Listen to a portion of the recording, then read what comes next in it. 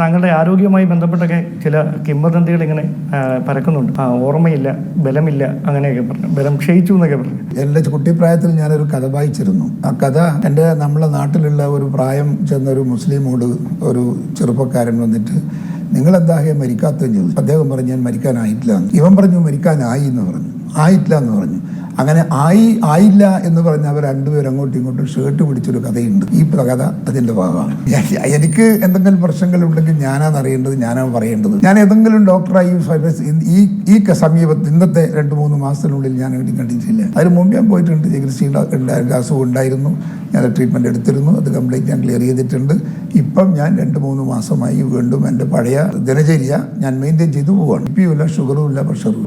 അപ്പോൾ ഒരു അംഗത്തിനുള്ള ബാല്യം കൂടെ അവശേഷിക്കുന്നുണ്ടെന്നാണ് പറഞ്ഞിരുന്നത് അല്ലേ? അത് അങ്ങനെ ഞാൻ ചെയ്യിക്കുന്നത് എല്ലാവർക്കും ആവും, എനിക്ക് മാത്രമൊന്നുമല്ല, എല്ലാവർക്കും ആവും. എല്ലാവരും അങ്ങനെ ശ്രദ്ധാപൂർവം ആരോഗ്യ സംരക്ഷണം നടത്തിയാൽ എല്ലാ ആളുകൾക്കും അതുപോലെ ജീവിക്കാൻ വേണ്ടി സാധിക്കും. താങ്കളെ അധ്യക്ഷ സ്ഥാനത്ത് നിന്ന് മാറ്റുക എന്നത് CPM-ന്റെയോ BJP-യുടെയോ ഒന്നും ലക്ഷ്യമല്ല. ഒന്നെങ്കിൽ താങ്കൾക്കൊപ്പമുള്ള ചിലർ, അല്ലെങ്കിൽ താങ്കളുടെ എതിർചേരിയുള്ള ചിലർ, അവിടെ നിന്ന് ബോധപൂർവമായ ഒരു നീക്കം ഉണ്ടായതാണെന്ന് പറഞ്ഞാൽ നിഷേധിക്കാനാവുന്നു. എല്ലാ സത്യങ്ങളും തുറന്നു പറയാൻ പറ്റുമോ?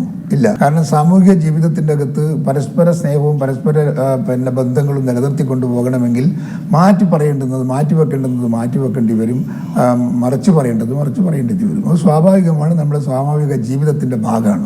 കേരളം വന്ന കാലത്തിന് മുൻപ് തുടങ്ങിയതാണ് കോൺഗ്രസിലെ ഗ്രൂപ്പും നേതാക്കളെ വലിച്ചു താഴെയിടലും. ആർ ശങ്കറും PT ചാക്കോയും തമ്മിലുള്ള അടി സർക്കാരിനെ തന്നെ വലിച്ചു താഴെയിട്ടു.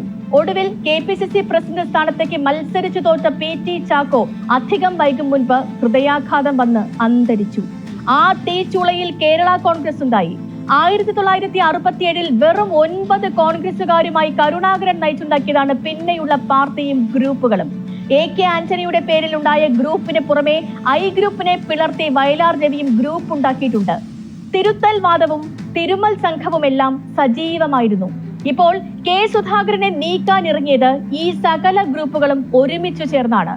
താക്കോൽ ദ്വാര ശസ്ത്രക്രിയയാണെങ്കിലും സുധാകരനിൽ വലിയ മുറിവ് ബാക്കിയുണ്ടെന്നാണ് പ്രതികരണങ്ങൾ കാണിക്കുന്നത്.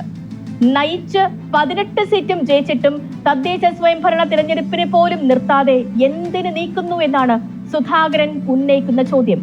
അതിനുള്ള ഉത്തരം ഇനി അങ്ങോട്ട് കിട്ടാനും പോകുന്നില്ല. ഈ G സുകുമാരൻ നായരുമായും ഈ വെള്ളാപ്പള്ളി നടേശനുമായിട്ടുള്ള അതേ ആത്മബന്ധം തന്നെ അങ്ങ് കാത്തു സൂക്ഷിക്കാൻ ഞാൻ ഇവരോടെല്ലാം ഒരേപോലെ ബന്ധം, നല്ല ബന്ധം മെയിൻറ്റെയിൻ ചെയ്യുന്നവരാണ്.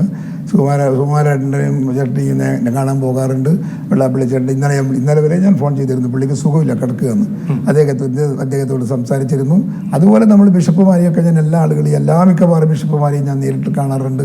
എനിക്ക് അതിനോടൊക്കെ ബഹുമാനമാണ്, ആദരവാണ്.